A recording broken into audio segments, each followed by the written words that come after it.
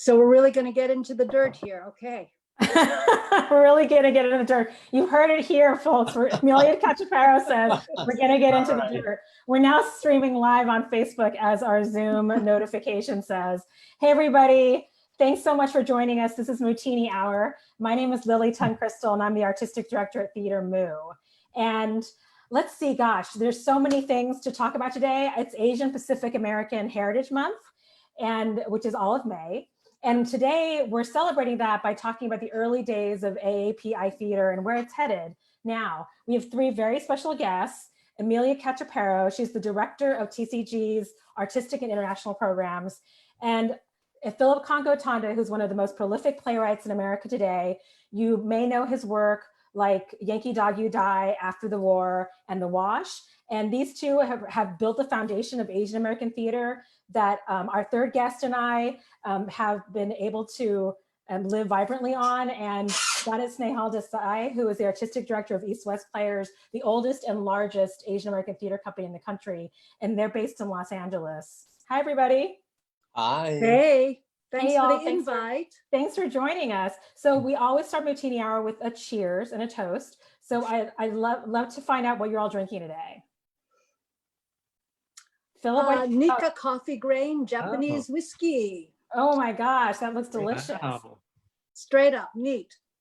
You know what? I have a Johnny Walker Green floater that I'm drinking because I thought I'd start slow. I don't know if I could do neat yet, Emilya.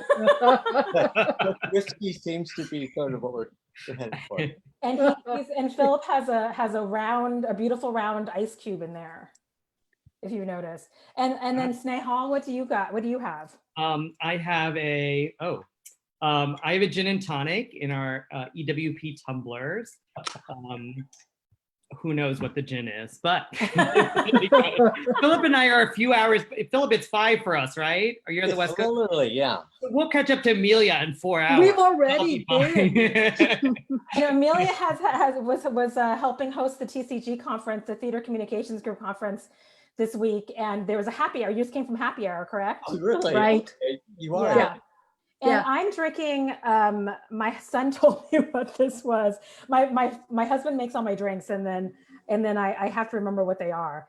He always surprises me every week. So this is a watermelon basil gimlet.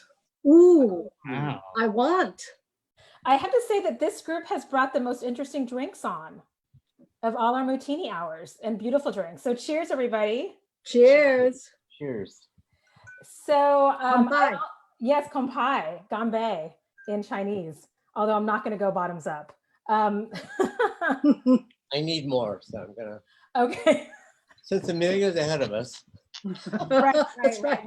Well, Philip, you'd like to know that when we had David Henry Huang on, he also left in the middle of the show to go refill. Good. That's good to hear. I love that. Yes. Well, instead of intermission, we should have like a drink, break. Right. A refill break. Right. So I wanted to also toast all of you out there, our supporters and fans. Thanks again for joining us tonight. And this is a interactive conversation. So if you have any comments or questions, feel free to go into the chat, and we'll answer as many questions as we can. Oh, did we lose Snehal? We did. Oh, he's coming back. Oh, he's coming back. Okay, he's back. He had to refresh his drink. That's right. We have to catch up. He's also younger, so you can drink more. Both of y'all. All of y'all. So what I was saying was before, Snehal, welcome back. And we hope you got to refill your drink. If you have any questions or comments, feel free to put them in the chat, and our fearless producer, Kevin DeWong, who's also our marketing director, will put them in our chat so we can answer as many of them as we can. Also, I'd love to invite you to share the video, and I'm going to actually do that right now on my Facebook Live. And what you can do is you can click to the right of your Zoom and click share. Where is that now? Right at Zoom? Share?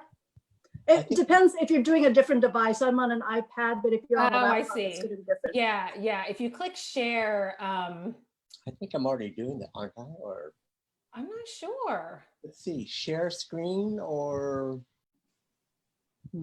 share. I'll hit share. I'm not sure. If you see the like, comment, share. Oh, no, now we're showing your screen. Yes. I'm gonna stop sharing now. Okay. Okay. Great. So sorry, Philip. Well, don't worry. We'll make sure that everybody's watching. We'll share for you. I just shared my timeline.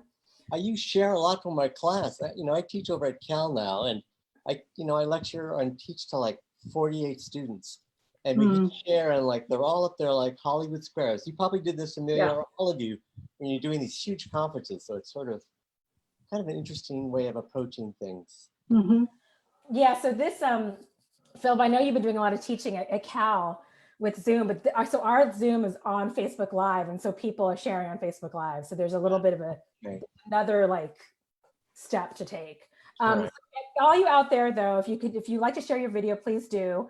And for those of you who don't know, because I know that we are reaching a national and sometimes international audience, Theater Mu is the second largest Asian American theater company in the country, behind the East West Players.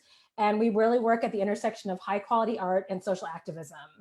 Also, we pay all our artists who come on our virtual shows. So if you'd like to support us in doing that and support their work, please donate. You'll see a link to the right of the Zoom screen, and you can donate right there. And like our page if you'd like to keep up with what we're doing. So my first question for all of you is, I think I know where you're sheltering in place. Snehal, you're in LA, correct? And Emilya, are you in New York? You are? Yep, in Manhattan on the Upper West Side. Oh, yeah. Yeah. And Philip, you're in Berkeley Hills. And how are y'all doing? Like, how are you all managing through this shelter in place? Well, God, I'm going into like the 8th week. With TCG, we're all working remotely. It's actually, I have to say, the sirens have died down. We've got about 3 hospitals that are near our apartment. And in the first few weeks, it was constant sirens, ambulances. But in the last week or so, it's slowed down a little bit. Yeah. That's good. How are you two doing in California, Philip? You know what? I'm already getting some messages on my chat thing. So I was trying to attend to that. One of my former students just sent me a chat note. California has kind of been ahead of the curve. I think, we had a lockdown early on, and in terms of Berkeley, I think Diane and I have been sheltered in now for almost 2 months, it seems like. And and like Emilya, probably like all of you, teaching, I've been doing a lot of Zoom work. So I really don't feel isolated.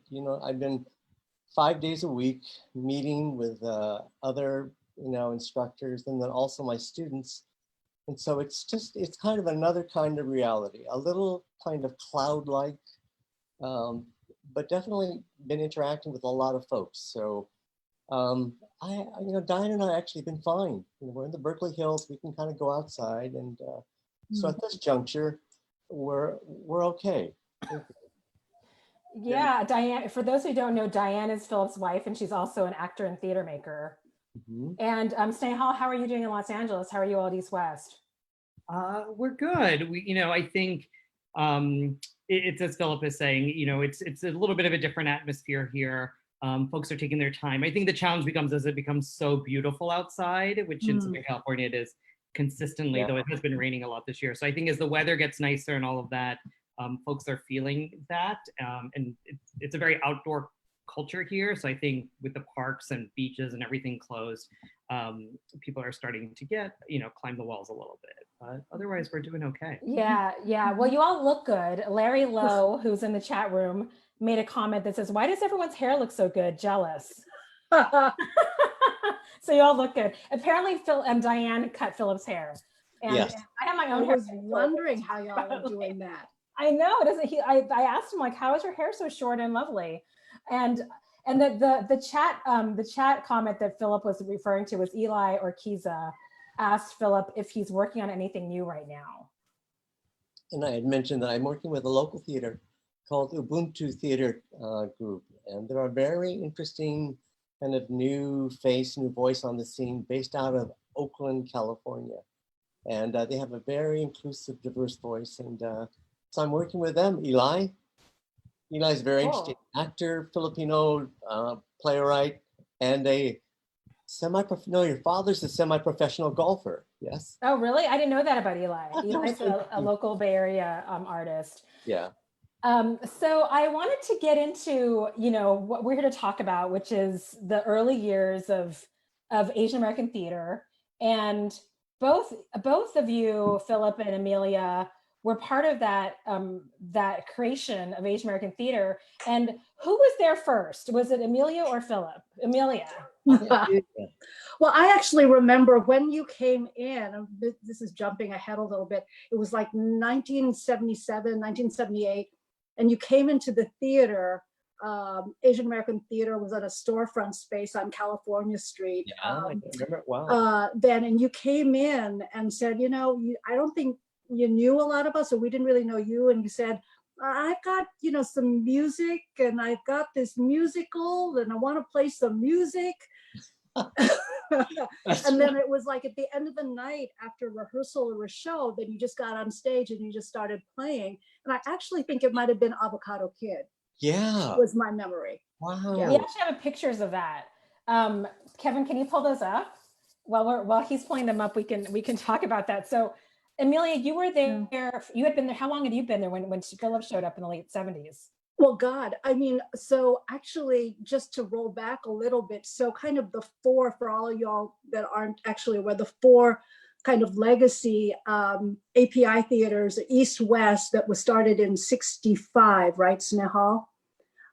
And then Asian American Theater Workshop was started by, and that was started by Mako in LA. Then Asian American Theater Workshop was started by playwright Frank Chin, really out of ACT in San Francisco, and then it became its own thing.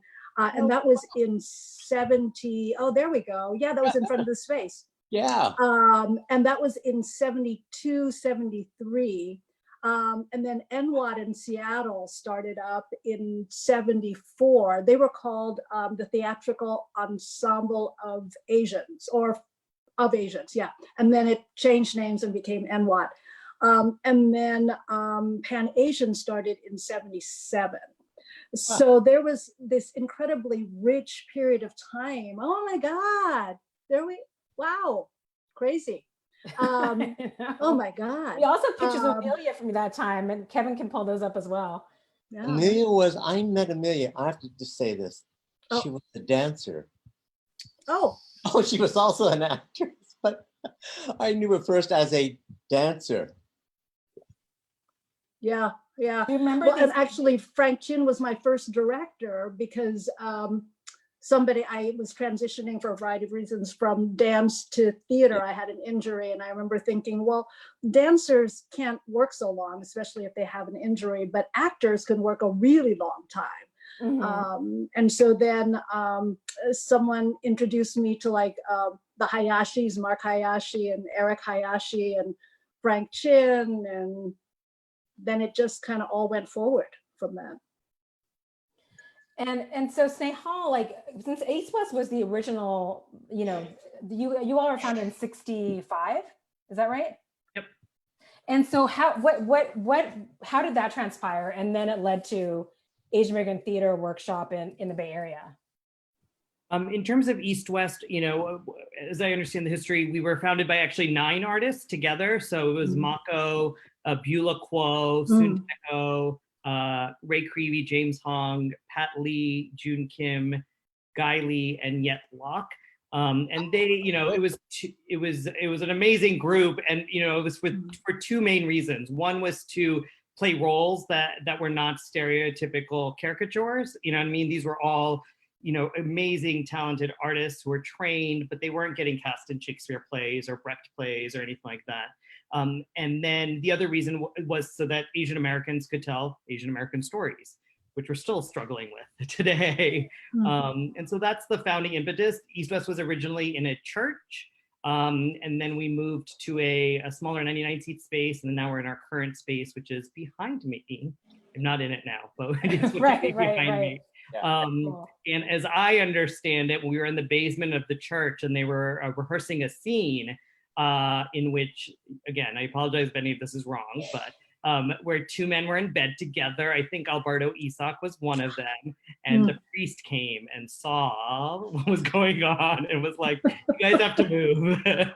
So that's what spurred East West moving to its previous location before now.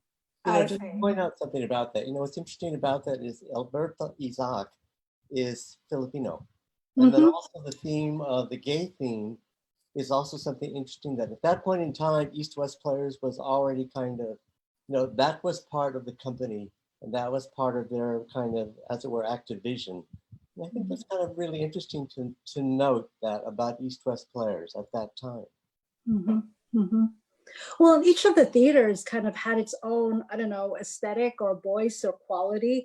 I don't know, there are probably folks who would like argue with me, but I think like East West, particularly in the Mako days, was really an actors theater, right? It was decisions and generated and all of that for the actors. And Asian American Theater Workshop then, before it became Asian American Theater Company, was really a directors theater. And that was mainly because Frank was directing, most things. And NWAT was really committed to... Yeah. I don't know what it was, it was B. Kiyohara's theater, or it was a young theater, I think.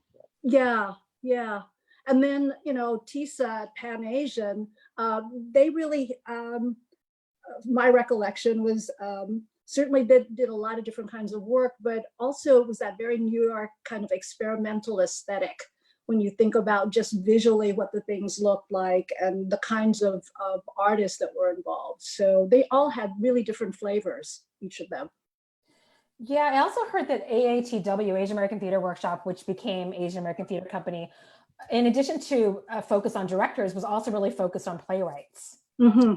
I would say so. I'm a little biased, but the idea again was that, almost everyone wanted to be in front of the camera. And so I wrote plays, so that meant that it allowed me to, for better or worse, and Emilya can attest to this, good, bad, or ugly, whatever I wrote went up. So it's yes. But that actually was such a benefit to me. God, there you go.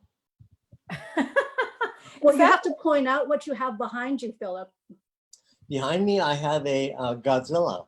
It's actually a collectible, but done by Bandai. And but my early works, Emilya knows this, and some of you folks know, my earlier works featured like Godzilla, as a kind of iconic figure from the days growing up when there were no Asian American heroes, there were no Asian American movies. And at that time, sort of a young person trying to find a hero reaches out and finds Godzilla, because that was a film that was on at that time. It was dubbed in poorly from Japan. Great. And Philip, you said that you came into playwriting from music, right? And you have a history with David Henry Hwang and a little bit with Rick Shinomi and Robert Kikuchi and Goho. Kuchi. Yeah. And tell us a little bit about that how you met David and then you transitioned into playwriting. I got out of actually I've gone to law school. Emilya probably remembers this, but I had gone to law school. But I was doing a lot of music, and I was singing songs about being an Asian American. And I was in LA trying to get a record contract. And if anyone can remember the time, so the idea of trying to get a record contract singing songs about being Asian American was probably slim to none. And but I had written a musical while I was in law school.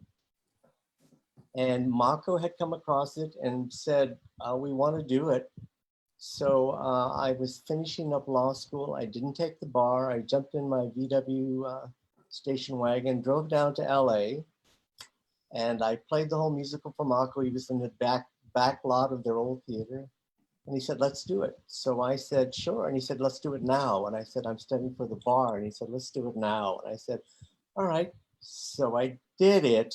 But while I was sort of workshopping the play, East West Players had a music room, which is in the old Santa Monica Boulevard Theater. And I was just working on some songs in this music room, and there was a knock at the door. And I opened it, and there was this slender Asian man holding a violin case. And he said, hello, my name is David Henry Wong, and Mako told me to come over and visit you. He said you were playing your guitar over here. And I said, yeah. And he came in, and I said, you play the violin? He said, yeah. And I said, well, let's jam. And so I started playing the guitar and singing these kind of songs. And David is an excellent jazz violinist. People don't know this. He was a big fan of Jean-Luc Ponty. But he just started improvising to me, and we did that for a couple hours. That's how we met. David was about to write FOB, I think. He was still at Stanford, kind of going back. And I was working with East West Players. And that's how I originally met David, through music. David and I subsequently also had a musical group. And at one point, we encountered this Canadian musician named Rick Shiomi, who played the mandolin. And he invited us up to Vancouver. So we actually even took a trip up to Vancouver that Rick invited us, David and myself and the band, Robert Kikuchi and Goho, and Sam Takimoto. But that's the musical connection from way back when. Well, here's a photo of you three, Rick, David, and Philip. This photo is everything. I love this photo. And were you just posing, or was this like an album cover or something? No, this was an event, and maybe Emilya remembers. It was an event to kind of celebrate. David had done something, and so it was this night to fetch him, and also Asian American Theater Company, a benefit. It was done down at City Hall or something. And so we had a moment, we all took photographs. Doesn't Rick look like he comes out of Forbidden City? Totally. I would not recognize Rick at all. So Rick is the co-faunder of Theater Mu, and we had him on air last week. There you go. Here's another photo of this is such the old boys club. Eric Hayashi was on the left, was the producer of AATW, then Philip, then David, then Rick, and then Lei Nishikawa, actor, generative artist. Yeah, who was actually later, much later, the artistic director of AATC then. And I think we have one more picture from that night of more of you in there, although I'm not sure. I don't recognize all the faces. Oh my God, I don't know where you dug these up, Lily. Good detective work. I know, I was looking at my hair and Diane and well, some of them were on that photographer's page, Cynthia Kiki Wallace. Wow. Yeah. Who was Eric's wife. It's Eric's wife, Eric Hayashi's wife. At that time. Okay, and so some David sent me, Rick Shiomi sent me some. Anyway, these are good blackmail photos. I know. They're out there on the web, Amelia. I know.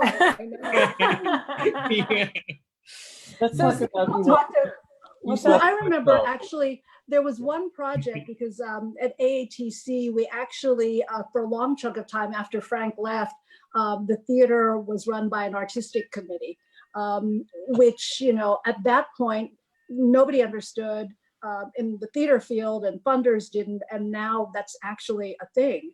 But then I remember we wanted to commission and produce this play that all three of you were working on or going to write. It was kind of a Rashomon take. You, David, and Rick, and each of you was going to take a different piece of the story. Yeah. And I remember shopping it around to funders, and all of them said, I don't know who these writers are, and I don't know about this idea of three writers working together on one play, and it just kept getting shot down.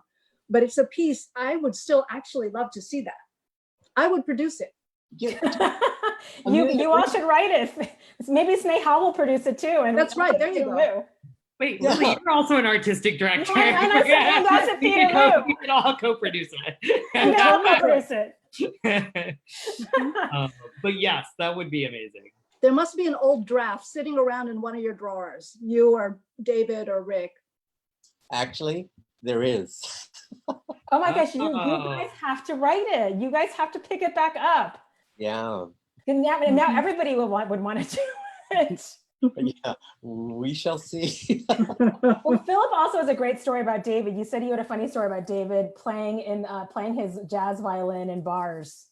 Oh, well, you know, when we used to tour around, and David, we did a lot of actually benefits for like Asian American Pacific Week, you know, all over the country. And we used to be like a demonstration and benefits. But one of the things about David that is sort of interesting, you know, if you know him, he seems reasonably subdued and cool. But David started playing and David took a solo. He would jump on tabletops and start playing. And I always marveled at that, like we're playing, and then suddenly he would jump up on the table and start playing away. And I always thought, God, how does he do that? He doesn't tip the table over. You kind of don't expect it out of anywhere. And then he would just do a solo up on the tabletop and then jump down. And I always thought, that's something that I always remember about David. Jumping up on the tables, kind of wailing on his violin, and then jumping back down. If you know him now and you don't know him from then, it would be kind of like, wow, David did that? Yes, he did. Yeah, I didn't know he was a jazz violinist.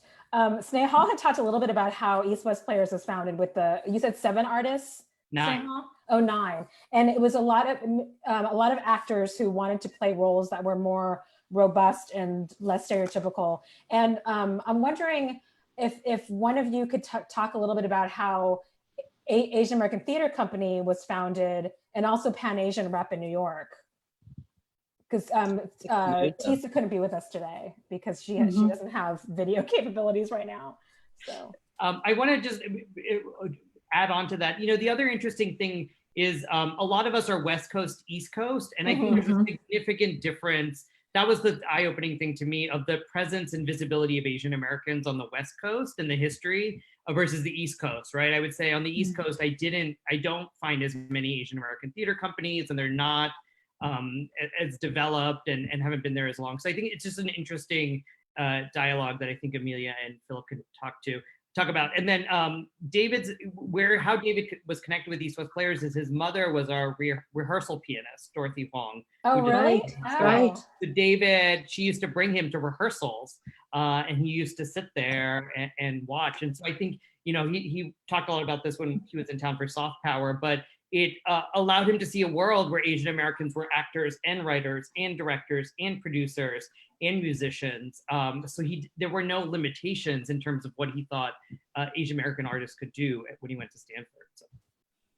Yeah, because I know he was born. I mean, he's from LA, right, Snehal? And then he also had a relationship with AATW and the people up in the Bay Area because he went to Stanford. But in terms of AATW, Frank Chin founded that company, right? He had help with Ed Hastings at ACT. Yeah, absolutely. Yeah. I mean, ACT in those years, actually, it was Bill Ball, who was the artistic director at that point, had wanted to do one of Frank's plays because it was done in New York. I guess it was Chicken Coop Chun. And they were trying, and they were trying to convince Frank to let them do it. And Frank had said, to his credit, well, do you have any Asian actors? And they said, no. And God forbid it would be Yellowface. And so he said, listen, I'm not going to let you do my play until you train some actors and you get some actors together. And that actually opened the window to a lot of Asians and other folks of color. There was like a Black theater workshop that was started also that Ed helped kind of develop. And Ben Guillory in LA is actually out of that kind of generation. I didn't know that. I didn't know that. Yeah. But then at ACT's training program, because didn't you go to ACT's training program early? There was like Jessica Hagedorn went to it, Frida Foshen. It just opened the door for Asian actors to be trained. And then, there's Ed right there in the middle. And definitely committed and had a strong connection to AATC. And a lot of us, I mean, that's how I got to ACT was because of Ed. Yeah. And so Emilya, you went to ACT also in that training program?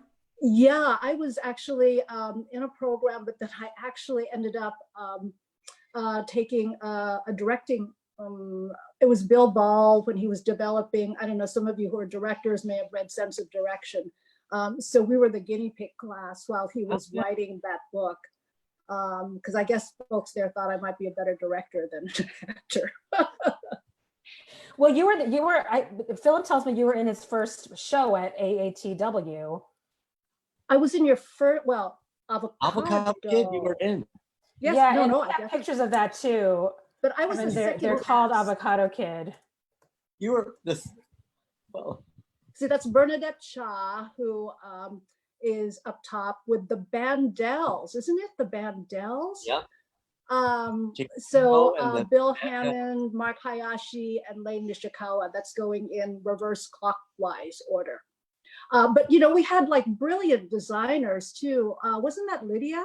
Lydia show? That was Lydia Tanji, yeah. Yeah, Lydia Tanji, who's directed, designed lots of regional theaters and film and all of that. She would do magic with like macrameing dry cleaning laundry bags. So we had like zero budget, and it would be incredibly beautiful costumes. Yeah. There's Ken Narasaki, Mitsuyabe. Mitsuyabe, yeah, and Ken Narasaki. Ken Narasaki was just in New York, Greater Clemens at Lincoln Center, and was nominated for a Lotel Award. Oh, congratulations, Ken. Yeah. So there are a few people out in the chat that just want to say hello. Jill Cornell says, I was there in the 70s with Emilya. Yeah. Yeah. And the Soul Shall Dance. And Leah Chang says hello to all of us. So Leah's out there. Leah's, thanks so much for your work amplifying our work. Yeah. And fabulous photographer. Yeah. Everywhere. And, yeah. So thanks all of you for being here with us. And how about, so Frank Chin founded that and there was some help from ACT. And then how about Pan Asian? Like Pan Asian was founded in 77, right? Yeah. I mean, Tisa, if that's y'all, Tisa Chang. Tisa Chang, little plug for TCG. We had a video project called the Legacy Leaders of Color Video Project, because we really wanted to preserve the stories, the histories of the folks, the people of color who started theaters in like the 60s, 70s. And so Frank and Tisa's stories are on there. But Tisa had been an incredible actor already, who had worked on Broadway, who had done film, who had done all of these things. And she really felt this burning commitment and desire to make sure that there was a space, a vessel where Asian artists could do their work, because there's, a critical mass of artists in New York, and there definitely were during that time too. We have some photos of that too that Kevin is pulling up. Oh, great. This is their Midsummer Night's Dream from 1983. That's Jody Long and Ron Nakahara. Absolutely, yeah. God, Jody. Oh, wow, that's Jody Long. Yeah. Yeah, a lot of people have seen Jody Long on. She's done a lot of TV and film, and yeah. God, who are they? I don't know who they are. Do you, Emilya? I'm not sure. I don't think we have captions. Yeah, this show was A Servant of Two Masters. If somebody out there knows, put it in the chat. Yeah, put it in the chat, please. There's Mia Cachepero. Mia. Yeah. Mia. Who founded, who founded Natco. Natco, based in New York. Yeah. Cool. Oh, these are great. In the rickshaw. It's an old photo of Tisa. Oh, you're kidding. No, go back to the rickshaw. That's Tisa also. Tisa's a babe. Tisa's a babe. Gosh, she is gorgeous, huh? Beautiful. Amazing. And she worked with, major Hollywood stars in that way, She's had a long, long career to her credit. Yeah. Yeah, Brady Bunch. Really, truly, thank you for finding all of these. They're amazing. Yeah, well, I got help. You helped me a lot, Emilya, and also, a lot of those pictures are in that TCG video about Tisa. Yeah. So, I'm suddenly distracted because my husband's coming in with another drink for me. Oh, A refill. refill time. Wow. Keeps the drinks coming. Hey, let us all take a toast I'm again. jealous. Okay, another toast. Yeah. You have table service. I know, it's Yeah. amazing. You know, Eric has become like a Mu-tini hour persona because every week people are commenting about how he's great in bringing me drinks, and then they want to know what drink I'm drinking, and he always surprises me. So he's become this Mu-tini hour staple. You know, it's just to doff my hat to your husband. You know, he is, you know, he was telling me about his experience with one of my favorite musicians, Boz Scaggs. Oh, Oh yeah, so my husband is a jazz musician and now a everything musician, and he plays with Boz Scaggs. He's in his touring band. You know, tell him again, I want to meet Boz Scaggs. So Well, he said you might introduce me. So I told you that I would get you in, but this summer we can't because their tour is canceled. yeah. But I will make a note of that, Philip, because next time he's in San Francisco, Bay Area, we'll try to get you in. Yeah, you know, I always just loved his music, and so yeah. I'm serious. I've always been a big fan of his. He's You a know. really great guy, really nice guy, great musician. So we'll try to get a meeting. Good. I bet you haven't even heard of him, have you? Snehal. Snehal. Oh, Yeah. Have you heard of Boz Scaggs? I have not. oh, just Google him. This is what I go through with my students. I reference all these people, and they go like, "Who?" No, I know anybody under I don't know what age like doesn't know Boz Scaggs. I don't know how old you are, Snehal, but You're young. We'll just keep it that way. Deceptive. You know the genes are deceptive. Right. Don't let his lack of knowledge of Boz Scaggs deceive you. I think Ken Narasaki commented that he thought it was Mako. Well, first of all, hi Ken. And then he thought the actor we couldn't identify was Mako. Sure. Oh, really? Oh. The one in the Two Servants picture? That was Mako. Wow, he's got all this makeup on it, kind of. Yeah. Built his stuff. If Well, we're the wrong, other we'll just hold actor I Ken have to to say that. who's like incredible with the makeup is Randall Duck Kim. Was one of my heroes when he was performing like at ACT and doing classical work, that he would just make all the prosthetics himself and just totally transform. You know, yeah, he's one of those people, I think if you go back and re-examine his career, he's actually really seminal. He kind of reminds me a bit of almost like the No-No Boys, in the sense of, you know, for a period of time, people looked upon the idea that an Asian man would create all this makeup to play a white face. But in reframing it now and looking back on what he was able to do, what he did, what he was able to break into, and the fact that he is just a fabulous actor.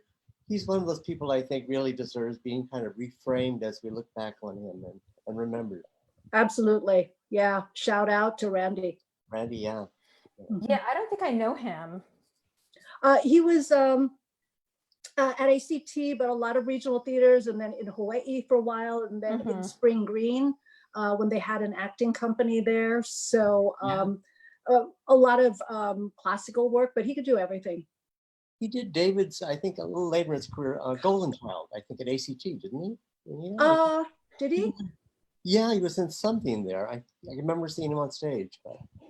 Yeah, Josephine Lee, hi Josephine, says he did Hamlet at the Guthrie. Yes, there you go. Yeah. Which is our local Lort Theater. Yeah. I would have loved to have seen that. Yeah, yeah. So now that we've talked a little bit about, you know, the past and all of you, I mean, Snehal and I are much younger, but Philip and Emilya, you're still so active in the theater world on different levels. And I'm wondering, you know, now how is Asian American theater different now? And how would you describe its evolution to this point? And Snehal as well, like all three. Yeah, I want to kick it to Snehal. Yeah, please. Okay. First of all, Ken was clarifying in his chat. He wrote, "No, the naked actor with Alberto." Oh, Mako. Okay. Quoting that. That's what. Thanks, Ken. Where was the naked? There was a naked actor. Which photo was that? There's no photo. Well, we're waiting for that photo. I don't Oh, yes. Oh, the one that got, photo. he was saying the one that got you kicked out of the space. Okay. I think we sent some pictures from Rashomon, which was our first show. Yeah, we have those. Kevin, can you show those? They're in the East West Players folder. Anyway, go on, Snehal, while we wait for those. Yeah, I mean, I just, I actually am very curious to hear what Philip and Emilya have to say about this. There's a number of interesting things. One, we continue, I always feel like it's like one step forward, three steps back, right? I think some things are changing, some things are taking their time. But what we have now that we never had before to this extent is a critical mass of artists who you can't deny that there is a critical mass of writers, designers, actors who are Asian American, who are out there and working, who have had the best training, so that folks, when they're saying they can't find it, they're just not looking at all. And so I think that's one thing. I think the other interesting thing is the Asian diaspora has grown so that traditionally it used to be, particularly on the West Coast, East Asian, right? So it was Chinese, Japanese, Filipino, Korean, and now South Asian is incorporated into that. And so it's growing, and we're more interested in the intersectional dialogue, right? As we move forward, none of us check off any one box in our lives. We don't prioritize our gender or over our ethnicity over other things. And so for us, we're really leading the charge in terms of inclusive spaces, right? I think that's one way we're ahead of the field in a lot of other theaters, in that we are looking for that intersectionality in a place where you can bring all aspects of you, and also commissioning work that's about that. So I think that's where we're going. I think I would say my response would have been different 2-3 months ago, because it's about to be a very, very new landscape, whenever we get post this pandemic. But I think in some ways, the resiliency of the smaller and the mid-sized organizations is gonna show more so than some of these larger institutions. And I think the purpose, I was actually at the conference earlier, what we'll show is which organizations really have a purpose and place in their communities beyond just entertainment. And those are the ones that are going to continue on through all of this, whereas other ones, may not make it through in the same way. I mean, I think it's all, it's connected to immigration patterns, Snehal, you mentioned about like the East Coast, West Coast thing, that there's a critical mass of, the API community on the West Coast that goes back now, 4, 5, 6 generations, 7 even when you're looking at, Hawaii. But, people came over, and then, the other wave of immigrants that came in whatever the mid 70s into the 80s, and largely on the East Coast, and that, diversified. So it wasn't really any longer just, Chinese, Japanese, Filipino, but it included Hmong, it included Burmese, Cambodian, South Asian, folks from Goa, from everywhere. I mean, from that original 4 or so legacy These are all photos of East West Players shows. Oh, there you go. Yes. Yeah. That was John Cho back there, right? Let me walk through some of those. Well, and I want to lift up the amazing Amy Hill, who I think worked with East and also was in the Bay Area. She started at AATC, Yeah. And then, so Amy's there with her solo show, Tokyo Bound. Right now that's Yohen with Danny and Nobu McCarthy, who was the second artistic director after Mako. We just did a revival of Yohen recently with June Angela and Danny. And then FOB, that was with Reggie Lee, John Cho, in that production. So anyways, if we want to lift up, what was interesting is we keep the first review for Rashomon, our first production, in the lobby, because which is a really positive review, but we're called it an Oriental truth. You know what I mean? What's interesting is seeing the language of which we're referred to, at that time, and how we challenge that. I see the thing about disabilities, and yes, I think actually what we had just commissioned was a play working with the deaf community. So, I think that intersectionality is exactly what we want to work with. And one of the big challenges we're running into is being accommodating in our space. There's Getty Watanabe, John Briones, and Lacage, which was my predecessor, Tim Dang's last show at East West, close to our 50th anniversary. This is Next to Normal with Dee Dee Magno Hall there that you see, who was a Musketeer, an amazing actress. This is Man of God. It was a world premiere we did last year by Anna Munch. It's seen multiple productions throughout the country. It's really a stunning play, inspired by a true story of a group of girls from the OC, high school girls who go with their pastor to Korea on a trip, and they find a camera in the toilet that has been filming them. And it, we were looking to set for something, and there's Mako at the end. Mako. Yeah. So I'm sorry to interrupt you, Amelia. You were in the middle of when the photos came up. So I just want to make sure you had finished your thought. Thanks so much, Snehal, for that guide or that tour down memory lane. Yeah, ditto. It's incredible to see all of those actors that have gone through, all of the doors of East West, and there are many more artists, I'm sure, that have come through. Yeah.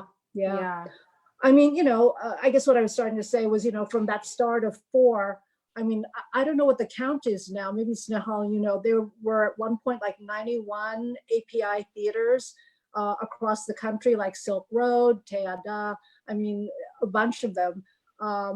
Which is, incredible in terms of the growth. And there are so many writers now. I have to give a plug for Lauren's Cambodian rock band, because the recording of the cast album just dropped today.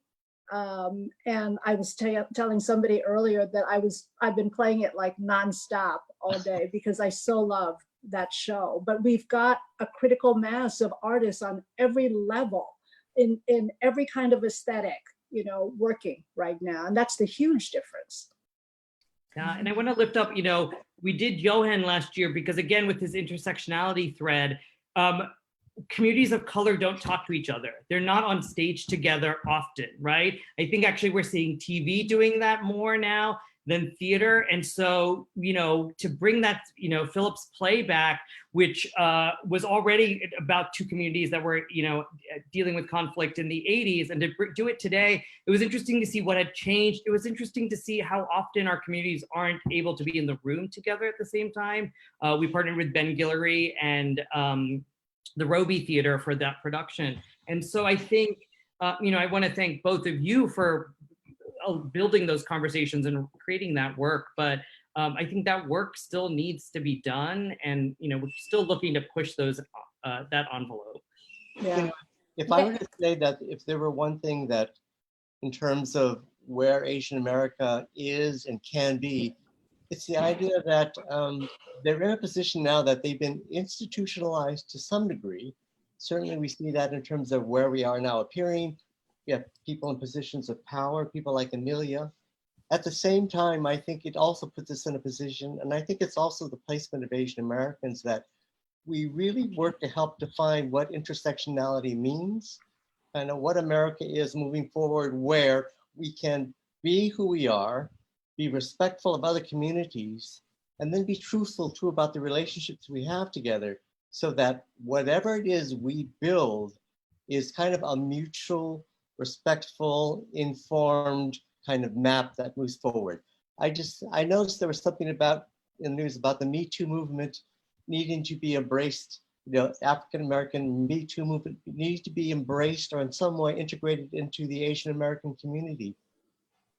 And this gets back to, something that I've always been interested in, and that is, I've never felt totally Asian American, only when in my house. But once you leave the household, you interact with so many different peoples. And in particular, Asian Americans are in a particular position.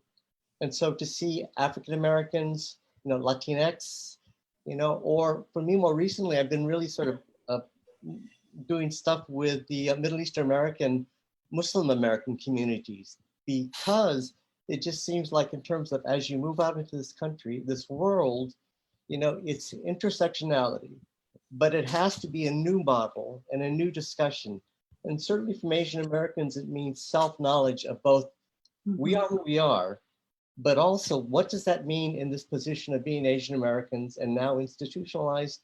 Where are we in relationship to these other communities? And it's really still dicey. It's still really balkanized. And that's where I think, Asian Americans are really in a special position to help steward the conversation if we are big in how we look at the world. Yeah. Yeah. I think balkanized is such a great word for articulating. I mean, there's one thing, Asian American is such a monolith, right? Yes. This is like, these are countries that have billions of people all being squashed together that have, their own unique histories and styles and customs. And so I think the first thing is also us being able to separate out, you know what I mean? That what that umbrella is that we're all having to fit under. And then it's, as Philip has said, the other thing is we can be allies, right? We should be allies to the Middle Eastern communities that are, the indigenous or Native American community that that haven't had some of the opportunities we've had. And then the interesting two things are the history keeps repeating itself, right? So we look at the internment camps was the reservation, like all of our histories are tied together. And tied to that, we're at a time now where Asian Americans and Asians are under attack, right? Rhetoric and the xenophobia. So we need that allyship from the Black community, from the Latino community, in this moment, and then we need to be allies moving forward also. Yeah, I mean, this whole thing about the monolith and all of that, I mean, it's so deep. I'm actually very not conflicted is not the right word, but I mean, for political purposes, I'll identify as API, definitely. But I'm Filipino, which is dramatically different. And even genetically, it's different. We're like a fourth race. We're not part of, we're not anywhere near East Asians in that way. But how do we get past some of that tribalism, some of that separateness to truly embrace that? I mean, there are a lot in our community who don't consider them people of color, themselves people of color too, because that connotes Black folks and brown folks. Well, there are a lot of brown Asians. I'm brown, Snehal is brown. There's a lot of Muslims within our community. I mean, so there's just a lot of things that I continue to grapple with. And I don't know about you all, if that makes any sense. Oh yeah, I mean, I think at Theater Mu, we're totally grappling with questions of, in this time of COVID-related racism against the Asian American community, the Asian Pacific Islander community, we're grappling with speaking out against that racism. And also there's this question of how much, the Asian American community in general has been supportive of the Black Lives Matter movement and how we talk about those issues intersectionally. There was a recent incident that's been televised in Minneapolis, St. Paul, of a Black teen attacking an Asian American woman. And CAL, the Coalition of Asian American Leaders in Minnesota, has been spearheading, and thanks so much for your leadership and your work on this, but they've been gathering all the Asian Minnesotan organizations. And today we're working on a letter in terms of, we condone racism against Asian Americans, but also we condone anti-Blackness. And the fact that this image is out there is just perpetuating anti-Black racism. And so it's a really, and I think a lot of the people in our community, especially in the Twin Cities, have been just trying to grapple with this line we're walking, this balance we're walking, and how much of a right do we have in fighting our racism against our communities, and then being intersectional and being supportive of the indigenous communities, because there's so many indigenous communities and the Black and African American communities are feeling the effects of COVID so much greater than other communities, and it's a complicated situation. I mean, go ahead, Philip. I'll go after you. Was that part of the complexity of what's going on now is there is no clear-cut kind of path. There's no like one answer. Especially again, it depends on your vantage point, like sort of where is your beginning and how you move through this complicated world. And so as a consequence, I think it also means that for Asian Americans at times, that to have big mind and that it allows to understand also the pushback you get. And that's somehow, and I think we don't have the answer yet, how do you frame your worldview and how you move forward politically and in your art that can be inclusive, that acknowledges the other, and at the same time pushes back and says, but at the same time, what you're doing to me at times is oppressive. You know, and I think there is no answer for that yet. And it gets very tricky and muddled. But the main thing is to keep on going to the table, sitting down at the table and trying to figure it out. At this point, it's like, you know, that's the only thing that we have to move forward is to keep on trying. Because in fact, it's so volatile, things are so muddied and coming from so many different vantage points. It's very difficult now to find the answer. I don't think there is the answer. Yeah, I mean, maybe the answer is yes, and, you know, Yeah. it's both. I mean, Holding that dichotomy. I have to say, you know, for some of the solace and some of this, I have to look to folks like Yuri Kochiyama, you know, who came before, that I feel like that, you know, she's one of my personal heroes. And I don't know if Pam Wu is out there and Eddie Kochiyama, but what she did in how she advocated for the Black community and really had solidarity, you know, within her house. When I first moved to New York, I remember my husband and I went to a little dinner thing that Yuri was having in her apartment and not too far from where I'm living now, actually. And it was this mix of Black folks and brown folks and Asian folks, like all talking about solidarity. So I think we have to recognize that is possible in this world. And also, I have incredible privilege. I can't at all say that I face the same kind of oppression that a lot of Black and brown folks do. Although Filipinos were lynched, you know, early on in California, clearly, I mean, heavily. But as a group, as Asian Americans, you know, our education level is generally higher, our income level is generally higher. Although on the flip side, you know, when you look at incarceration, there's a huge number of actually Filipinos who are in the prison system. So we're riding both lines constantly, being model minority, but like being less than immigrants. I would, sorry, we'll lift up two things. One is there's this amazing documentary series on PBS, Yes. Americans, that's coming up. So I highly recommend that for folks. It's really, really, really great. And then I think if you look at the number of things that are being done, you know, it's Asian Pacific American Heritage Month. You know, what I like to say is that East West and at Mu, that's every month, every day of the year. I know, I'm with you, Snehal. I would say, I mean, I say this with, I say this with as much diplomacy as I can, but part of me like hates Asian American Heritage Month because I'm like, it should be Asian American Heritage Month every month. Like we shouldn't have to do the work all in, and all of us get work right in May. Like that's the one month we're all working and we can't do multiple projects because everyone does their projects in May. Exactly. Or we're doing our work. It's so there's on Angry Asian Man and They Call Me Bruce, there's this calendar of amazing events going on. But you know, what I would say is actually we continue to do our work.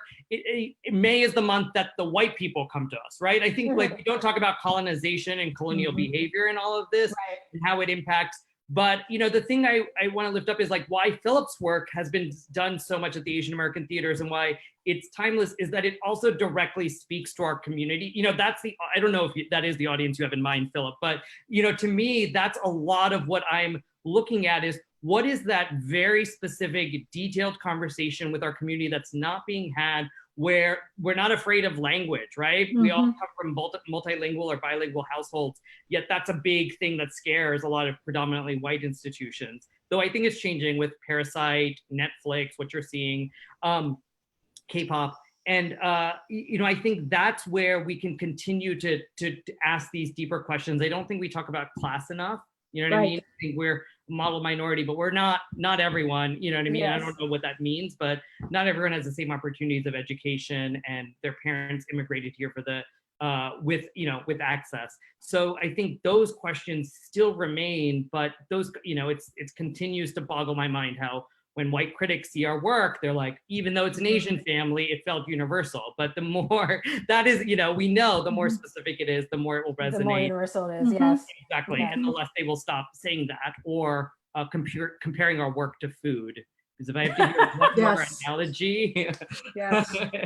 as to how, that production went down like kimchi fried rice or chicken tikka, I will go to the critic's house. Oh no, oh no. We should collect all those comments and publish them somewhere. So my question for you, Philip, is, now throughout this conversation, we talked the other day, and your work has always been very intersectional. I mean, Johan and the Wash, After the War, there's always been exploration into relationships between Asian American characters, Black characters, white characters, and I'm wondering, does the conversation now change that in any way? I mean, I know you're going to still do that's part of your work, and you're still going to do that or address intersectionality in your work, but has it shifted for you in your sensibilities? Well, it shifted in the sense that, my interest in terms of, again, myself, what I represent as an Asian American, and whom the communities I'm involved in, part of it has been an intellectual choice that as issues change in America, 9/11 happens, at that point, that's where I began to think, what, it's really important for me, and ultimately as a representative of the community, to kind of explore issues of, well, how does that intersect with being Asian American, Middle Eastern American? That kind of began the journey. Again, it was more of an intellectual understanding. But of course, there are similarities. Of course, what is America in relationship to who I am, and how does one sort of explore that or attack it? And it has to do with intersectionality. So as a consequence, I was able to meet Torange Aguiazarian, who works in. Yeah, shout out to Torange. Yes. Yeah. Yes. Torange has been like plugging ahead and doing this for so long. She has a wonderful vision of America. And the Silk Road Risings folks are, they're great. And they very on in their sort of early years brought in a lot of, quote, Asian Americans from the old school of what Asian America is. So for me, it's one of those things where you have to keep on investigating sort of who you are in relationship to how America keeps on shifting. And, I don't know as much now that if I cling to this idea of that I'm not discarding it, I am Asian American, as much as that is the house where I came from, but as an individual artist, I've moved out into the world and I found other things coming up that I'm personally drawn to as far as critical issues. Certainly the issue of Muslim Americans and Middle Eastern Americans really, I thought, was a critical moment for me to kind of look into. And with it, I carry my house, of being Asian American. And even now, it's sort of interesting how, given the journey that all of us have kind of traveled as kind of Asian Americans for the last 40, 50 years, when I encounter anti-Asian acts of violence now, what I noted, which was interesting, is that I don't have quite the emotional, overwhelming, as it were, almost kind of debilitating response to it, which I used to have. I used to be like, I can't function. I'm all short-circuited. As much as now of having lived through a period of studying it and understanding it, so that now it's almost more objectified, where I kind of step back and go like, that's ugly. Where the hell is that coming from at this point in the 21st century, at this point in time? Why is it happening? I must take action. But it's interesting how for myself now, it's began my history as an Asian American. It isn't that emotionally overwrought one of like, give me a baseball bat. I need to go out into the world, start hammering folks. It's much more like, this is interesting, the body of literature, the body of studying that's gone on. I can now look at it a little more objectively and see, where's this coming from now? This is 21st century kind of a kind of adaptation to all of that, what happened before. I don't know if I'm being too articulate about this, but it kind of speaks to the idea for me, there is a personal journey that I've tracked through that started with being Asian American, being an Asian American artist to this point in time, and that it's always been important to me to continue to kind of evolve, whether it means leaving certain ideas behind or also embracing new ideas. And I think, for me, the Asian American continues to kind of morph and adapt to become and stay relevant. Mhm. I hope that kind of answers your question. Yeah, yes. I actually have a question for y'all that we were at the TCG conference, some of us, and Taranj, who you mentioned, Philip, and that's why I'm kind of riffing on this a little bit or thinking about it. Taranj had said in one of the spaces that, well, you know, dictators shut theater down. They see theater as a dangerous thing, right? And so we must be doing something that is essential, that is creating reflection. What would happen if we leaned into that dangerousness, right? That dangerous territory? What would that look like for our community, our artistic, our theater community, to actually own being dangerous? Damn it. Good, good, I like that. So, y'all. What would that mean? You know, Emilya, I think what it is also embracing dangerous also means that it is a particular type of action. And I think I know for myself, I cannot embrace that anymore and being dangerous in quite that same way. I could have been 30 years ago, 40 years ago, but I think at times, at least for me, it has to do with sort of the kind of arc of where a movement is, an arc of where the individual players are, where anger is the thing that is the prime mover of it. I think it's worthy and we can be dangerous. But I also wonder if that hat belongs to those who have that fire that is one that is more immediate. In other words, my kind of dangerous would be to change institutions, you know, which is a little different. And I think the idea that, yes, I agree, we have to be dangerous. We can't be safe, because in that dangerous aspect is where that kind of things can change, where you're pushing up against. I just think also, you know, for various people, it depends on where you are, where your community is in relationship to the conflict that's happening. You know, again, I don't want to diminish this idea of dangerous. We should be, you know, absolutely. It's just, you know, what that is, I personally am not sure of.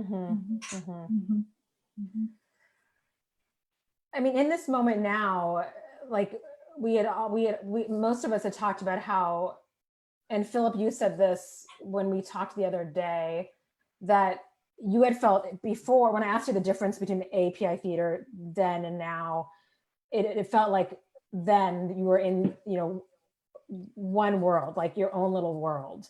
But then now shows, and like Snehal had mentioned and Emilya, that shows are out in Lord theaters and around the country, and Cambodian rock bands taking the nation by storm. And we're not just doing art in our own silo.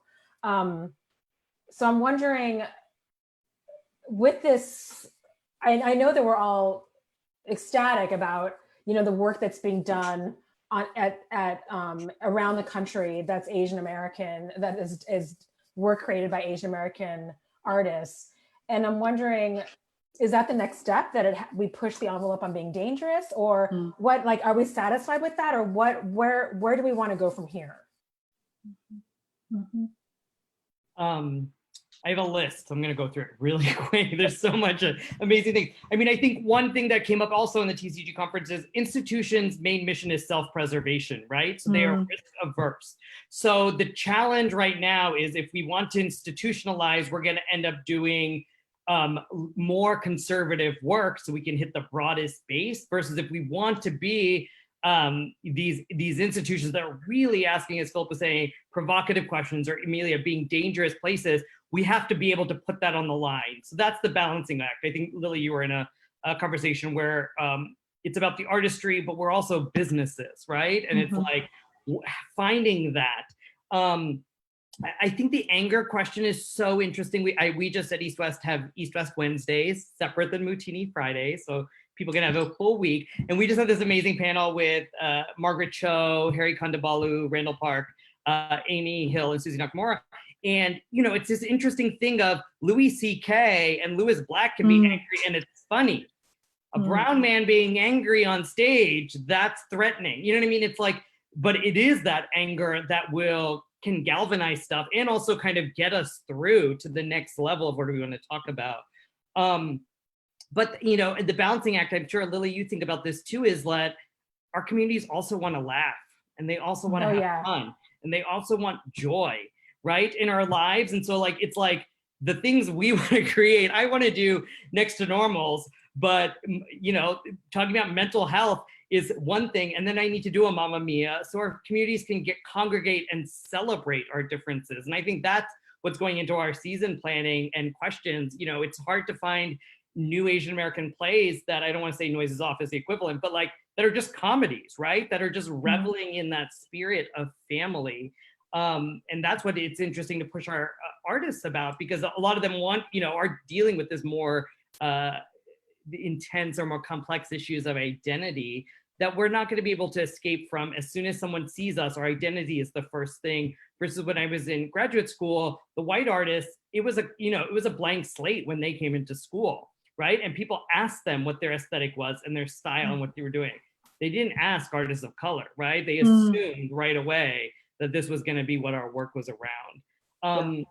I think we don't, Philip brought it up, we don't talk about religion, which is a huge component of Asian American and Asian communities, but we don't talk about being Hindu or Muslim or Christian or Buddhist in our work. It's very funny how that, and that to me is dangerous to go into religion talk. We're in this country where there's, so, but we don't do it and our artists don't do it enough. And I think, how can we push all of that? Sorry, and two more things. I want to give a shout out to the Pacific Islander community. We have not mentioned them, and they're also a huge aspect of our community.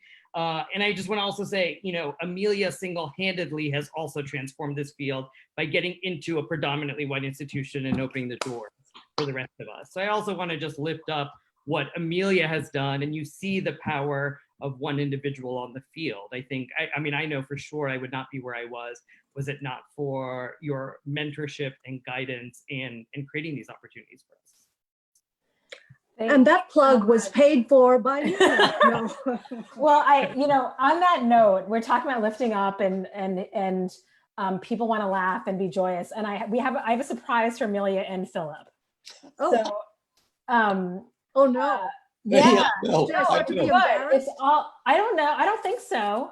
And Kevin is facilitating that right now. So we can hold on. Maybe I need a drink refill for this. Do you want to go get a drink refill? You're welcome. I'm gonna be right back. Okay. Wait, Lily, can we talk to your? Whoa! Whoa! Wow. Holy cow! This is great. My God! God. So cool. Want to go get a drink refill? You're welcome. Oh, so wait, somebody has the show on in the background. Oh, sorry. It's okay. Sorry.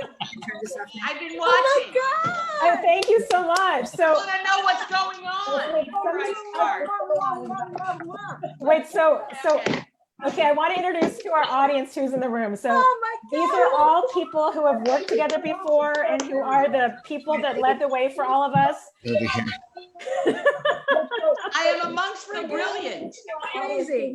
Oh my So Eric Hayashi here, who is the executive director of AATC, Greg Watson, Robert Kikuchi and Gojo is here. And Nancy Wong. And Nancy Yes. Wong. Hi, Nancy. Amy, Hi. actor. And hi, Amy. We've never met, but I know your work. Thank you so much for being here. I watched you on your little Mu-tini. Thank you, Amy. And Sure. David Henry Huang is here with us, playwright, and Kelvin Han Yi, the actor, and Sharon Oman, the actor. Oh my Thank you so much God. for being here. I watched you. Look at all these old people. You're all Dye their hair. I know. This is a senior citizen club. And then Greg Watanabe, who I always thought of being the young Turk, the little That's young right. Turk. There's Mark, Oh, Philip Eric. Byrne. Philip. look, yeah, there This we is go. just so friggin' crazy. Oh, Snehal's a baby too, Yeah. but Are we gonna play Hollywood Squares now? Sharon Can we Arasaki wait? is here. yes. Oh my God! Congratulations, everyone. I mean, Yes. David, your Pulitzer Prize finalist. Oh my God, you're so fancy. Thank you. That's great. Thank you. This was an And the amazing Lucille presentation. Lortel Award for Ken. Oh, Jesus Yeah. Christ, so many fancy people. I know. So Old people, And old people. all the gray hairs. No, All the everyone's well, dying. yeah, that's I right. think everyone is dying. I can see. I'm not dying. I have no shame for doing that. Really? All that black No hair shame. on screen? dye your hair. It's called products. I'm not dying. Products. I'm tired. Korean That looks face really mask. good. He aged well. Hey, Not hey, gray hair, Lily, but he's very Lily, I sent you a picture of some pictures when Phil Gotanda and David Henry Wong and myself and Sammy were on tour with visiting Rick up in Vancouver. It's probably in your email, but check it out. Maybe you can post that and share the. Okay, let me. I'll try to find it. You all. So everybody out there, we organize this reunion. Lily, I sent you a Join picture people. of some pictures when Phil Gotanda and David Henry Wong and myself and Sammy were on Yes. What is that, Calvin? Vancouver. Probably in your email. Oh, your shirts. Sharon looks good. I'll try to find it. You all. So everybody out there, we organize this. Oh, We Well, lost you. muted. We lost you, Lily. Oh no. You, And we you're got back. I'm. there was Okay. somebody calling in. Oh no, I everyone forgot brought about their it. shirt. This is amazing. Thank you all. We also are in the face mask business now. So just so you know, you can also buy I ordered a Asian mask. face mask Or when you go out. three. That's I so don't know what- amazing. So Thank you all. Snehal, those are your East West players are selling those shirts, right? Correct. Our board member Jeff Yang. So when Sandra was nominated, And on a t-shirt, and it's really been amazing, kind of the national and the international movement that it's caused. I think anytime we have rip-offs and imitations on Amazon, the sign. But I just think that it's been a really great way to share our visibility and our pride. So I want to thank you all for that support. Let me go grab mine. I gotta get. Where can people get them? See? Where can people get them? East West Players, your website? You can get them on our website. There, we just ended a campaign, so we'll have another one coming in a week or course two. we do. But through our website, you can get them, or you can request them through our Facebook page, and then we'll reach out to you. Okay, We'll Kevin put them will on a drop that tote in there. bag so I could have the whole ensemble. Great. Oh my gosh. That's a good idea. But Rick is supposed to be here. I don't know what happened. Okay. He hasn't arrived yet. What's up with Kelvin? Kelvin, what's all this like? Kelvin has, there's a Kevin. It's like a look. Oh, What's up with Kelvin? Kelvin, what's all this like? Kelvin has, there's a Kevin. Those are women's. There's a delay, and there's so many people on this. I think there's a delay. Yeah, that's a new one. yeah. If you could keep if you're watching the Facebook live feed, then you can keep that muted. Then it'll be fine. Yeah. Doesn't translate Yeah. that. Oh, you guys got I'm trying to find these photos. So Amy, you're in Hawaii now, yeah? Yes, I am. I'm in Hawaii. It's now 3:20 in I was the gonna say, afternoon. much earlier than for me. Yes. So you can drink. You guys can all drink. I I've been could drink, drinking. I guess, now. I felt it was too early. Anyway. David, how what much- are you drinking? Oh, Mu-tini. I am, so I would love to make a martini, but I'm not particularly good at that. So it's just Hendrick's gin and ice, which is kind of close. That's fine. Okay, I'm gonna share these photos, okay? That Okay. Robert sent me. We have other photos too that we can share, but let me share these photos because Robert sent them. I'm telling you, blackmail photos. I'm sure. How Okay, many more is that? Can we all Oh see? my God. Oh. Where are you? Yeah. I'm probably taking a picture. By the way, all that sparkle above Rick Shiomi's head is not his imagination flying out of his head. That's the photograph started to decay, so I had to peel it off the back of another one. It's kind of a magical look, though.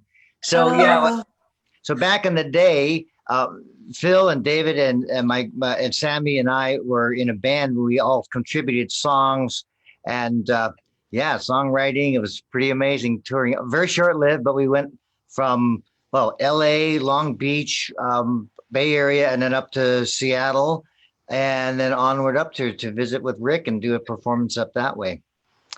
Wow. So back in the days when we were songwriters only and budding playwrights. And do you remember remember when Rick made us stay in his apartment? At least I don't think you did you? Well, we had to stay in Rick's apartment and it was so goddamn cold. Yeah. And we didn't have any blankets or anything. And we wanted to sleep on the floor. So yeah. In the end, David and I had to sleep in the same bed. And Where some of your best writing came out of, right? I know. And both of us kept our clothes on, and we. Yeah, that was quite a tour. In fact, with David, I don't, not too many people realize, but he's an amazing and wild violinist. And so when we go on tour, Phil and I are writing or singing our song, and then Dave would jump up on a table and start doing a little fiery fiddling. Yeah. Philip was just saying that earlier. Yeah. Yeah.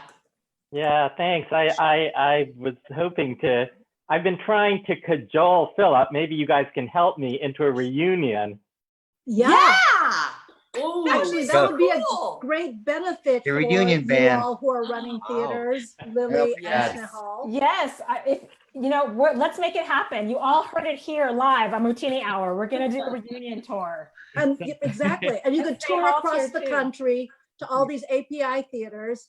Yeah. You'd be booked for like a year. Or maybe just one concert. But Yeah. Well, That's so great. David, they were talking about a play you, Philip, and Rick were going to write together. And we were saying that we want that. We want you to do that. It was one that had never gotten produced. I remember pitching it to when Suzanne Sato was still at the Rockefeller. And it was the Rashomon project with you, Rick, and Philip, each writing a different version. Wow. well, there was a play that Philip and Rick and I did write together that did get produced at Asian American Theater Company in San Francisco called John Ken Po. Right. And I don't know if anybody still has a copy of that, but probably it exists someplace. I don't know if it was how good it was, honestly. I think through the lens of looking through the past, it might have been romanticized a bit, David, but I think I do have a copy of it. I think so. Oh, there's more pictures. Wait, there's one other picture that this is on the deck or the balcony or the stairwell, I guess. Wait, let me find it here. Can you all see? Oh my God. Oh. That's Rick's apartment. Yeah. And Sammy, my then girlfriend that time, we were singer-songwriters together. And on my left side is Jim Chu, who was a cultural activist and historian there in the Chinese-Canadian community up that way. Wow. Wow. He was a poet. And poet, right. I had another photograph with, I don't know, do you remember Sean Gunn? He was a bass player, songwriter with one of Rick had a band called Tokyo Rose or something. Cocoa Rose, the rice bag brand. And there were a lot. It was so amazing during that time to meet our cultural counterparts in Canada with writers and songwriters and taiko drummers. It was quite phenomenal. Phil, there's Rick. We got Rick. Rice bag. Did Hey, we make Rick. it We on? have Rick. Hi, Rick. Yay. Yay. I just came in from the 20th century. Songwriters and You missed the photos. Yeah. show them that photo again. There's more. I'll have Kevin show them. Kevin, can you just roll through some of those old AATW photos? Show them that photo again. There's more. Someone has our feet on. Okay, I'll show you the photo again. Let me try to share my screen. Oh, how about this one? Paper Angel. Whoa. That's pretty rock star. That's Rick, right, from 1978? How about this one? Something like that. 78, 79. I can't quite remember. And then soon after that, Rick moved down to San Francisco and took over my apartment as I went off to the Philippines to study the Kuling Tanggong music. Right. And Rick was studying under the tutelage of Sensei Tanaka. And then soon after that, Rick moved down Oh, to San wow, Francisco that's right. and took over my apartment. Oh, somebody has the Facebook live feed on. Not me. I turned it off. Rick was studying under the tutelage of Sensei Uh-oh. Tanaka. Can you mute it? Whoever, oh, great. No, it's still on. I still hear my voice. Somebody has It's not me. Not me. Not me. Do you have it on? Is it me? I don't know. Somebody turned it off. Okay. Well, hey, Rick, yellow fever was at AATC in 1982 because I looked it up to be sure. Turned it off. Oop, Well, back on hey, again. Rick, yellow fever She's not watching. So is Bob Shane. 1982 because I looked it up to be sure. Oh my gosh, somebody still has it on. How do you know if you have it on? You can hear an You echo. can hear it. You can hear it Yeah. echoing. Just go through all the windows that you have open and shut them all down. Oh my gosh, somebody still has it on. How do you know if you have it on? You can hear Kevin can mute all. Okay, there we go. And then, Thank you. okay, Thank you, cool. Kevin. Yay. Thank you. Now, Amelia, what were you saying? Oh, that I looked it up because 1982 was when AATC first did yellow fever. Eric has the yellow fever t-shirt. Eric has the shirt. Oh, there you go. So I want some yellow Wow. fever like stories here. I have some that I kind of remember, but y'all were in it. Yeah. Do we have Eric produced it. Kevin, can you show some of the photos that we have? I'm not sure. Art Lai was in it. Wow, yeah. And it was Art Joanne. Live was so good. What was Joanne's name? Oh no, that was a avocado. Junie Messina, Oh, but she yeah. was in the remount, Right. Hmm. I think. I don't think she was in the first. Eric, do you remember? Eric? Eric? We don't get sound from you, Eric. Yeah. Unmute. Unmute or be willing to talk. I think June was in the first one. Can She was in the Eric first hear one. us? I think so. I think she was in the first Wave, one. Eric. Yeah, June was in the first one. Wow. Look at June that. was in the first one. Okay. Yeah. Wow. Look at that. That's great. I love that logo. I do. Oof. You know what I Wow. remember about that theater was that when it rained, it leaked. And I remember the stage that there were Oh, yeah. coffee Well, cans on the stage. I so remember that- the dressing room that you had to walk on planks if it was flooded to the back dressing room. Right? And there were 12 actors crammed into a little room, like all of us changing in the same room. That's right. Yep. And I remember when Jim Crana bought us a water heater. Remember that? Right. Crana, he come backstage. He come backstage, and we were washing our face with cold water, and he was incensed. And he said, "You can't do." And the next day, he brought us a water heater, and he had a water heater. He was a good man. water He heater. was. For all y'all, Jim Crana is an incredible improviser, long time Bay Area fixture, and And he really- just passed. yeah. Well, he And was part of the taught a lot. San Francisco committee, Mm-hmm, Yeah. mm-hmm, and then he taught improv, right? And Mhm. comedy. Yeah. mm-hmm. Yeah, Nancy There we visited him a while back Yeah, last both year. Amelia and I think we visited him. He's in a place in J-Town. Oh. No, he's gone now. Pass.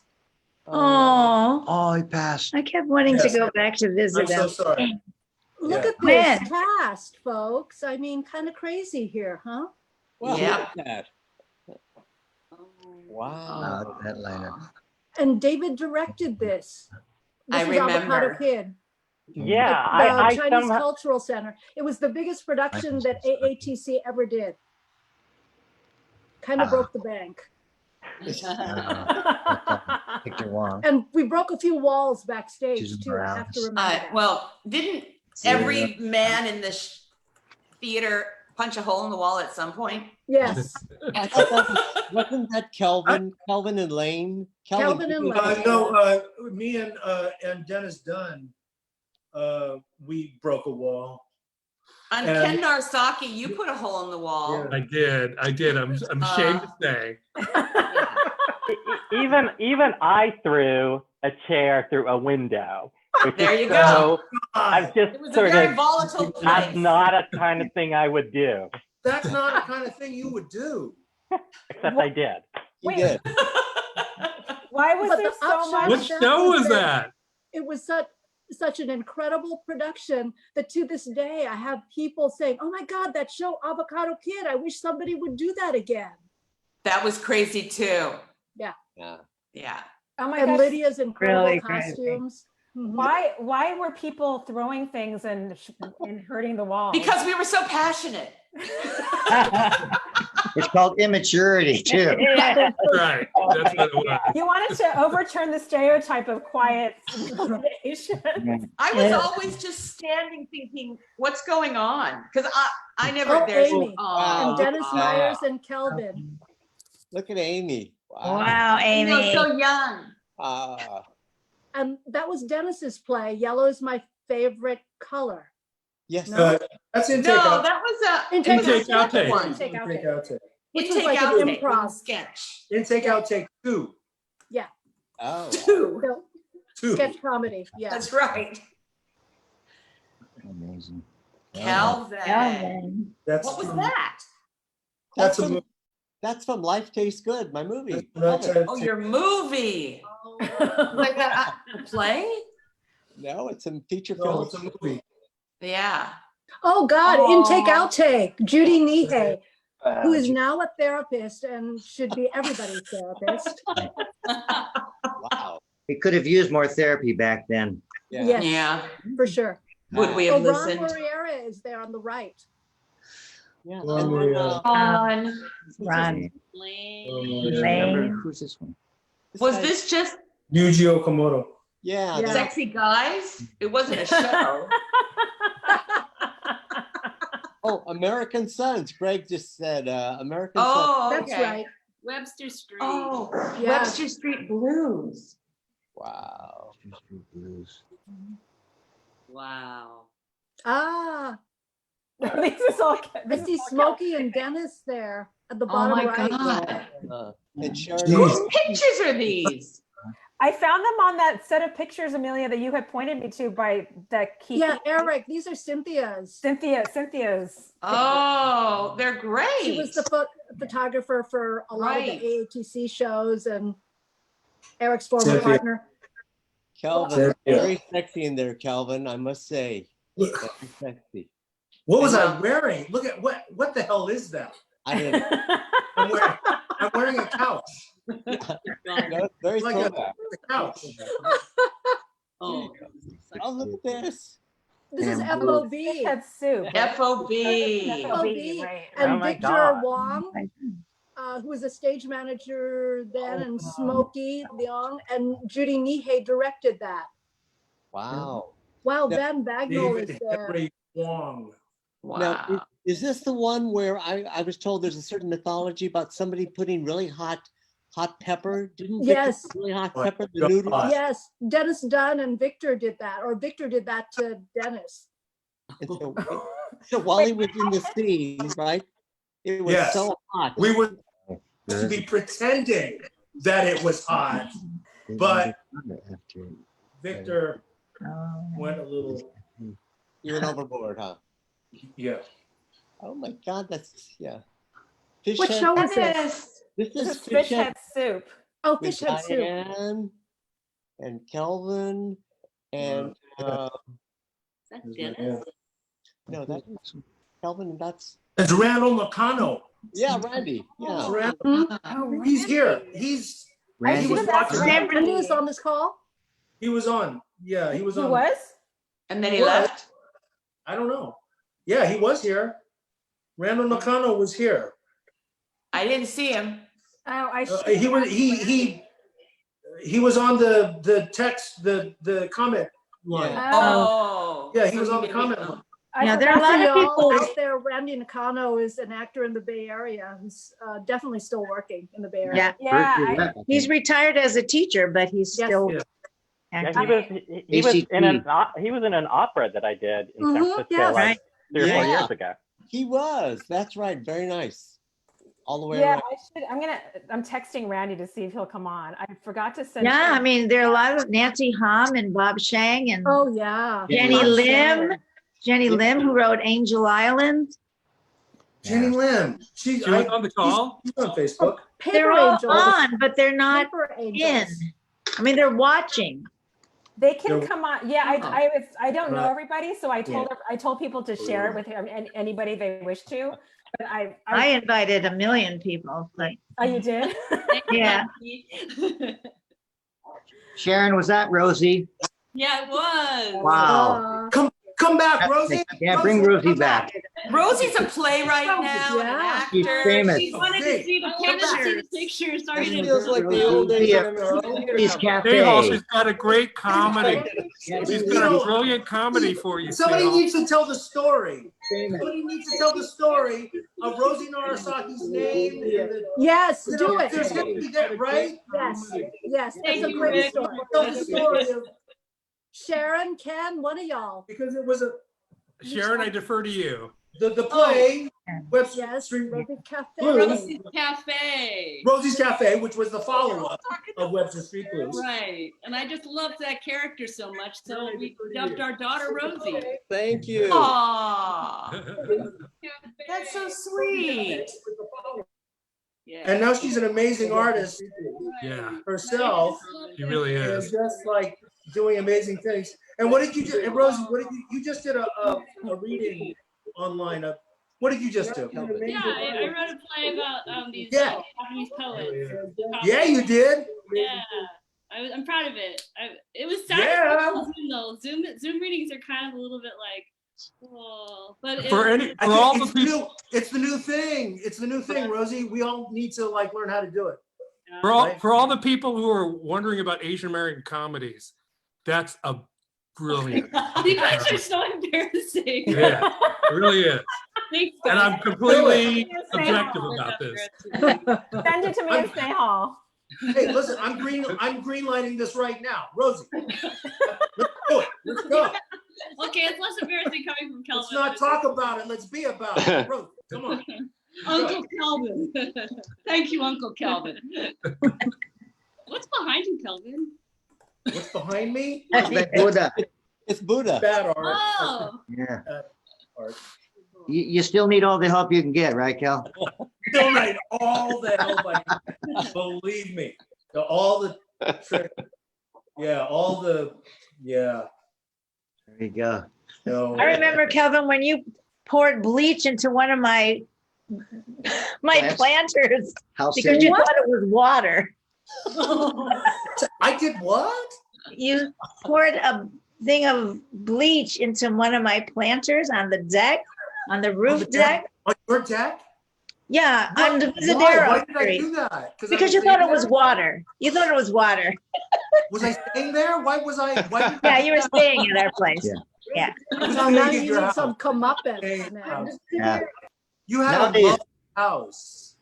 You had a lovely house. It was lovely.